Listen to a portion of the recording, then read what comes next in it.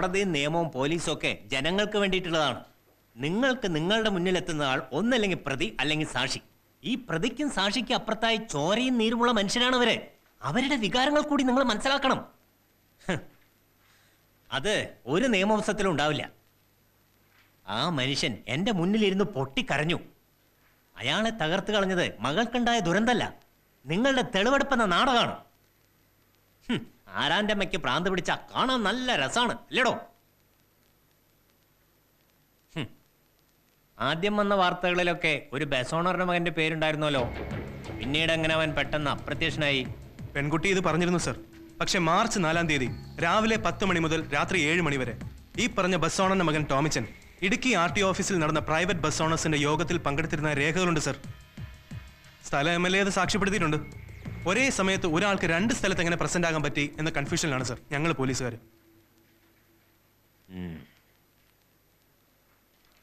മഹാത്മാഗാന്ധി വെടിയേറ്റ് മരിച്ച കാലത്ത് ഈ നാട്ടിൽ RTO ഓഫീസുകൾ ഉണ്ടായിരുന്നടോ? ഇല്ലായിരിക്കും. ഉണ്ടായിരുന്നെങ്കിൽ ഗോഡ്സെ ഇതുപോലെ ബസ് ഓണേഴ്സിന്റെ യോഗത്തിൽ പങ്കെടുത്ത് നമ്മുടെ ചരിത്രം തിരുത്തിയേനെ. അല്ലടോ തോമസേ?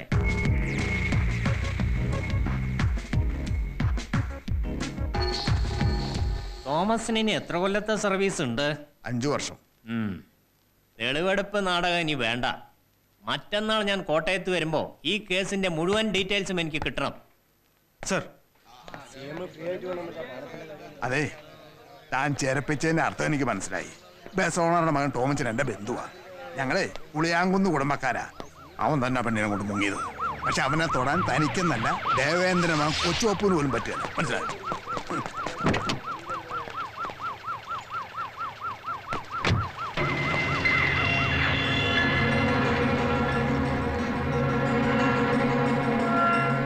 ദൈവോത്തരനായവൻ എന്നും പാപികൾക്കും ദുഃഖിതർക്കും വേണ്ടി തന്റെ ആലയത്തിന്റെ മുൻവാതിലുകൾ തുറന്നു വെച്ചിരിക്കുന്നു. മനസാന്തരത്തിന്റെ വഴിയിലൂടെ അവർ വിശ്വാസ ജീവിതത്തിലേക്ക് മടക്കി കൊണ്ടുവരുന്നു. മക്കളക്കാരി മറിയത്തെ ജനാവിൽ കല്ലെടുത്തെറിഞ്ഞൊടിച്ചപ്പോഴും 30 വെള്ളിക്കാശിനായി അവനെ തന്നെ യൂദാ തൊട്ടിക്കൊടുത്തപ്പോഴും ദൈവോത്തരനായവൻ അവർക്ക് ആരംഭമേകി. സാമൂലിന്റെ മകളുടെ ദുരന്തം ഇന്ന് സഭയുടെ ദുരന്തമാണ്. പ്രതികളെന്ന് പറയുന്നവരെ ചിലപ്പോൾ കോടതി ശിക്ഷിച്ചു എന്ന് വരാം. പക്ഷേ പ്രശ്നങ്ങൾ അതുകൊണ്ടും തീരുന്നില്ലല്ലോ. നമ്മുടെ കുട്ടിക്ക് ഇനിയും വേണ്ട ഒരു ജീവിതമാണ്. മനസ്സറിയാതെ സംഭവിച്ചു പോയ തെറ്റുകളോട് പൊരുത്തപ്പെട്ട് മാപ്പ് നൽകി അന്നവും വസ്ത്രവും ആശ്രയവും നൽകാൻ തയ്യാറുള്ള ഒരു പുരുഷനെ അവിടുത്തെ കൃപയാലെ തിരഞ്ഞെടുത്തിരിക്കുന്നു. അത് സാമുവേലിനെയും സുഹൃത്ത് ശേഖരനാരെയും ഗ്രഹിപ്പിക്കാനായി എന്നെ ചുമതലപ്പെടുത്തിയിരിക്കുന്നു. ഈ വേള കർത്താവിനെ സ്തുതിക്കാൻ വേണ്ടി നമുക്ക് വിനിയോഗിക്കാം. സ്തോത്രം കർത്താവേ, സ്തോത്രം. സ്തോത്രം കർത്താവേ, സ്തോത്രം. നമ്പിച്ച ആ യാക്കോബിനെ അങ്ങ് വിളിക്കൂ.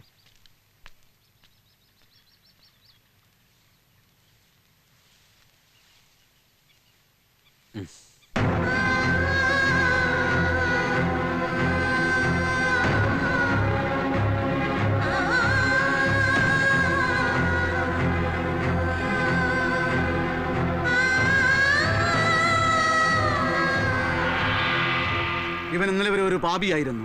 ദൈവഗതങ്ങൾ മാനിക്കാത്ത ഒരു ദുർനടപ്പുകാരനായിരുന്നു. പക്ഷെ ഇന്ന് മണിയപ്പെന്നുള്ള നാമധേയവും തന്റെ പൂർവ്വകാല ജീവിതചര്യകളും ഉപേക്ഷിച്ച് യാക്കോബ് നാമത്തിൽ നമ്മൾ സമുദായ വിശ്വാസിയായി രസമ്യയെ വാങ്ങെടുപ്പാൻ തയ്യാറായി വന്നിരിക്കുകയാണ്. കർത്താവിന്റെ അത്ഭുത പ്രവർത്തനത്തിനായിട്ട് നമുക്ക് സ്തോത്രം ചൊല്ലാം. കർത്താവേ, സ്തോത്രം. സ്തോത്രം കർത്താവേ.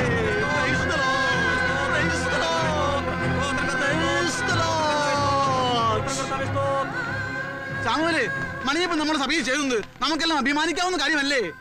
പാസ്റ്റർ ക്ഷമിക്കണം. അന്യമതക്കാരന്റെ ചോരയാണ് സ്വന്തം ദൈവത്തിന്റെ ഇഷ്ടപാനീയമെന്ന് ഓരോ മതവിശ്വാസിയും വിശ്വസിക്കുന്ന ഒരു കാലത്താണ് നമ്മൾ ജീവിക്കുന്നത്. വിശ്വാസവും പ്രാർത്ഥനയും ഒക്കെ നല്ലതാണ്. ലോകത്തിലുള്ള എല്ലാ മനുഷ്യരും തൻ്റെ മതത്തിൽ വിശ്വസിക്കണേ, തൻ്റെ ദൈവത്തിൽ വിശ്വസിക്കുന്നവരാവണേ എന്ന് പ്രാർത്ഥിക്കാം. പക്ഷേ രാഷ്ട്രീയ പാർട്ടിക്കാരുടെ ശക്തി പ്രകടനം പോലെ ആളെ കൂട്ടുന്ന ഒരു ഏർപ്പാടാകരുത് മതവിശ്വാസവും പ്രാർത്ഥനയും. പാസ്റ്ററെ പോലെ സംശുദ്ധനായ ഒരാളോടൊപ്പം ഇവനെപ്പോലൊരുത്തനെ കാണേണ്ടി വരുന്നത് അന്യമതസ്ഥനായ എനിക്ക് പോലും വേദന ഉണ്ടാക്കുന്ന കാര്യമാണ്.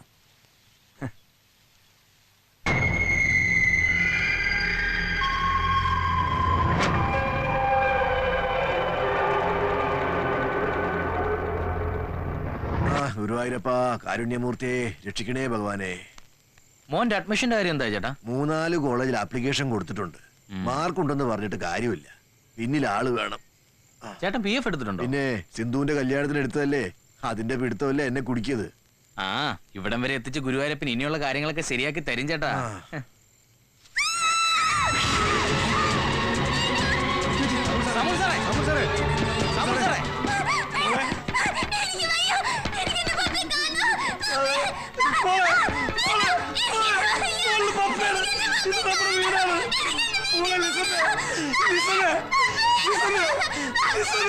ഇത് മോള് പപ്പയാ.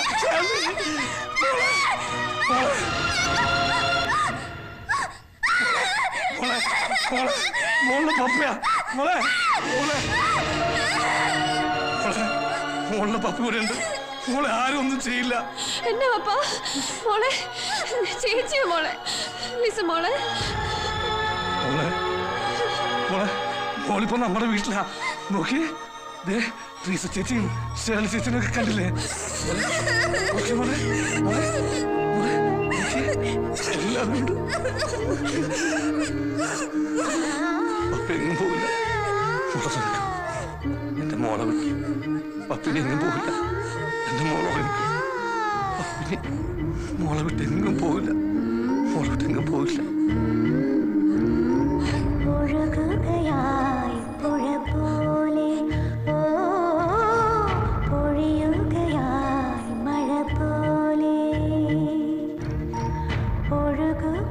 നമ്മൾ ഇവിടുന്ന് ദൂരത്തൊരു സ്ഥലത്തേക്ക് താമസം മാറും. എന്നിട്ട് അവിടെ നല്ലൊരു സ്കൂളിൽ ലിസമോളെ ചേർക്കും. അവിടെ ആരും മോളെ തിരിച്ചറിയത്തില്ല.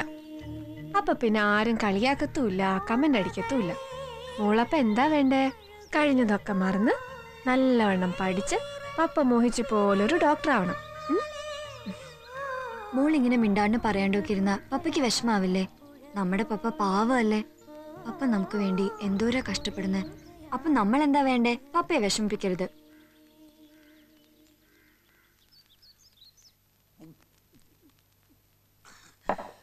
അവൾ എനിക്ക് അനിയത്തിയല്ല, മോളാ മോള്. അവളുടെ ജീവിതം തകർത്ത ഒരുത്തിനെ ഞാൻ വെറുതെ വിടത്തില്ല. വളത്തിനേ ഉള്ളൂ ഞങ്ങൾക്ക് ഇത്തിരി കുറവ്. അവളുടെ അമ്മയുണ്ടല്ലോ, മരിച്ചോ എന്റെ അമ്മായി അമ്മ. അവരാരാ? അവരുടെ തറവാട് ഏതാണെന്നറിയാവോ?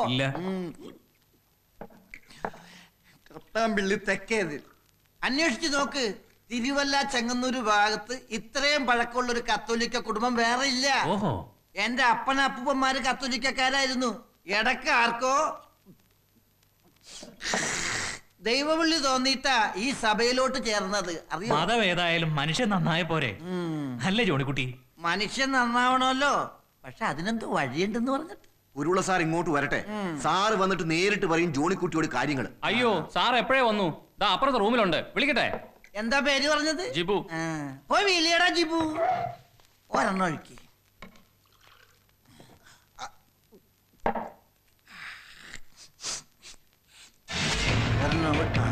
നമസ്കാരം. നമസ്കാരം. നമസ്കാരം.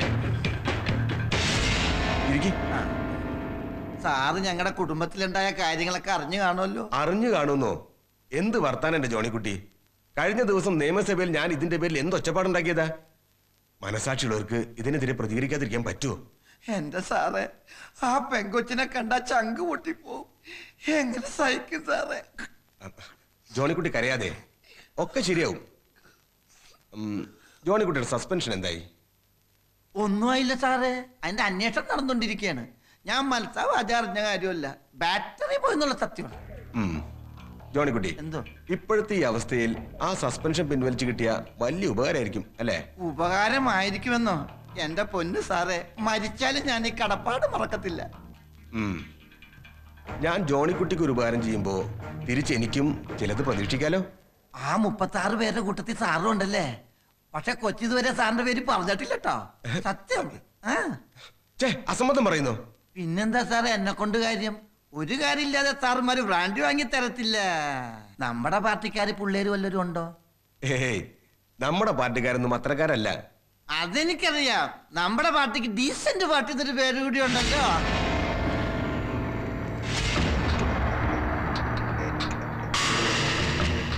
ജോണിക്കുട്ടി ഇയാൾ അറിയോ? പിന്നെ സാബു നെടുങ്കണ്ടം സാറിന്റെ പാർട്ടിക്കാരനല്ലേ? നല്ല തങ്കം പോലത്തെ മനുഷ്യനാ സാറേ. ജോണിക്കുട്ടിക്ക് അറിയാലോ, കഴിഞ്ഞ 5 വർഷം വരെ ഞാനാണ് ഇവിടുത്തെ MLA. പക്ഷെ ഇപ്രാവശ്യം സഭക്കാര് നെടുങ്കണ്ണൻ സാബുവിനെയാ സപ്പോർട്ട് ചെയ്യാൻ പോണത്. ഞാനൊരു പുരോഗമനാശയക്കാരനും പള്ളിക്കും പട്ടക്കാർക്കും കുറച്ച് എതിരുമായിപ്പോയി. അതാ പറ്റിയത്. സാർ ഈ ചരിത്രവും പൗരോർമ്മൊന്നും പറയണ്ട. ഞാനിപ്പോ എന്നതാ ചെയ്യേണ്ടത്? പേരറിയാൻ പറ്റാത്ത ചിലര് ദ്രോഹിച്ചിട്ടുണ്ടെന്നല്ലേ അന്ന് ലിസമ്മ പോലീസിനോട് പറഞ്ഞത്? അതെ. ആ കൂട്ടത്തിൽ ഈ സാബുവിന്റെ പേര് കൂടെ ഉൾപ്പെടുത്തണം. സാബുവിനെ പോലീസ് അറസ്റ്റ് ചെയ്താൽ പിന്നെ സീറ്റ് എനിക്ക് എന്നെ കിട്ടും. അങ്ങനെ ഉണ്ടായ ജോണിക്കുട്ടിയുടെ സസ്പെൻഷൻ പിൻവലിക്കാൻ മാത്രമല്ല വീട് പണി തീർക്കാനുള്ള കാശ് ഞാൻ തരും. സാർ ഒരു പുരോഗമന ആശയക്കാരനായതുകൊണ്ട് ഞാനിത് ചെയ്തു തരാം. സോറി, വെള്ളം ഒഴിക്കാൻ മറന്നുപോയി. മിടുക്കാൻ.